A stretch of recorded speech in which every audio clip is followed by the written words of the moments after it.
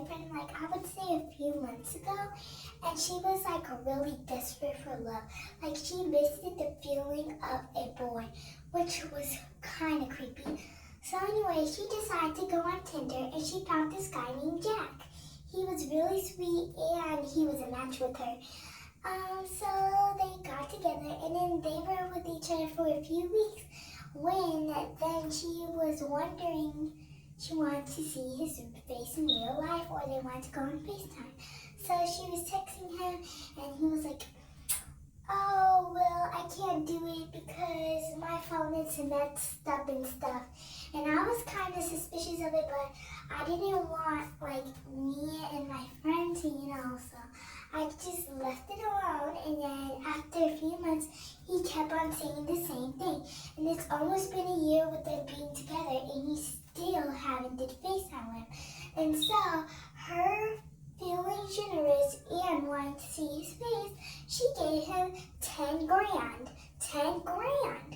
And he was like, "Oh, thank you so much. Well, actually, my mom, she was in the hospital, so I spent it on my mom. I'm so sorry.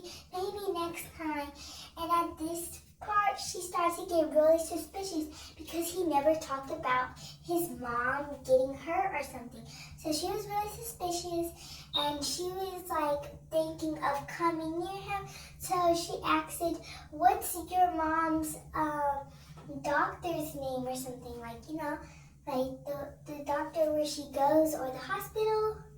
So she asked, and he was like, "Well, I don't really like to give out my information and my mom because it's really hard to talk about it." And then she started to get unsuspicious, and I was like talking to her. I was like, "Maybe you should just let this guy go. He's clearly lying to you." But she was in denial, so I basically just left it. Then a few days later, she goes to his house because she got a tracker, which was the stupidest and craziest thing she could have ever done. And then when she went, it was an old man just sitting down texting her.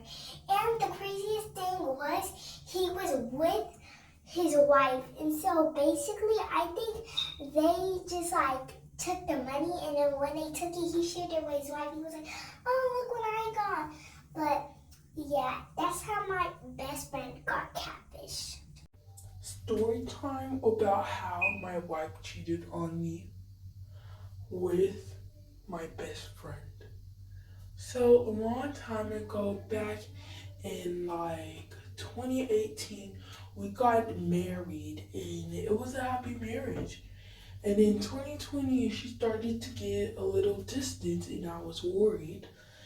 But back then, at 2019, I did tell her about my best friend, and we would go certain places, like to dinners and stuff, and they would always take pictures and leave the dining table. I never thought about it because I was like, well, it's weird to just accuse my wife of doing such a crazy thing. You know what I mean? But like, it was like kind of like I just want to judge her. I just want to like accuse her, but at the same time, it's like, what about if it's just me? And so I should just let it go. And so I just decided to walk away. Then when it got to 2020, then my wife, that's when she started to get distant. She started leaving, dressing all fancy. And I would ask her, "Where you going? You going on a date or something?"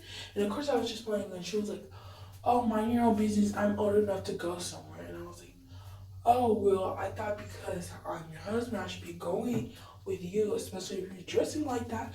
And she was like, "You know what? Never mind." And then she would just like not go. But then once I would fall asleep, I would wake up and she would be gone. And this is where I started to get suspicious of my best friend. Every single time my wife would leave, I would call my best friend and he would say he's getting dressed to go somewhere. But when my wife didn't go anywhere, well, then he wasn't getting dressed to go anywhere.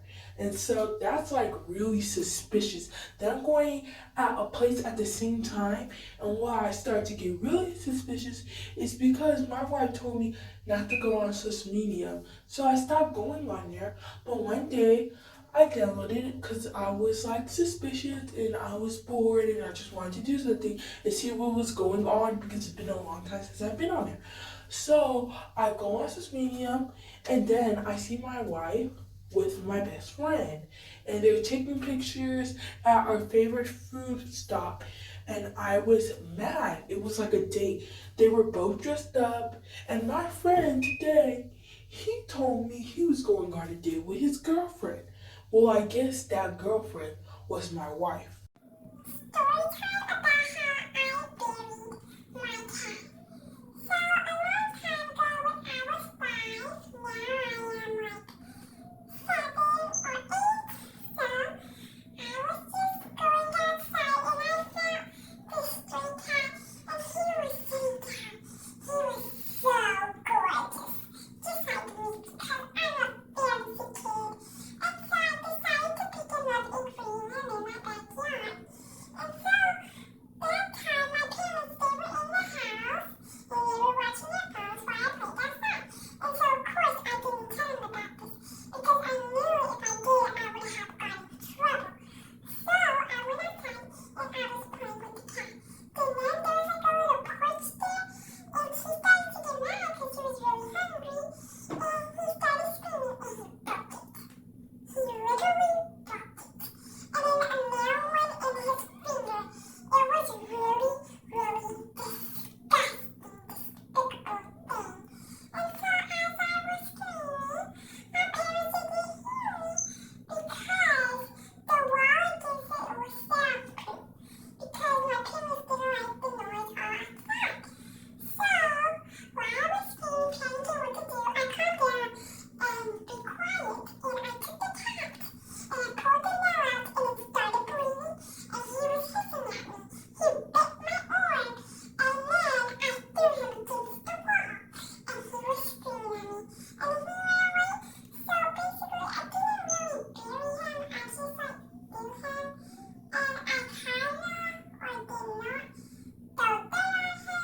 And so the backyard was a mess and I got in trouble because my parents got over me and I still to this day will never tell them about that straight, gorgeous cat. This is a story about how I got kidnapped. So a long time ago, back in 2016, I was 17 and that time I was a teenager and in a few months I was going to turn 18, which means I would be a grown-up. Back then I did have my car since I was 17 and when you get your driving license you are 16. So that day I went with my friends and we got a fake ID card and we went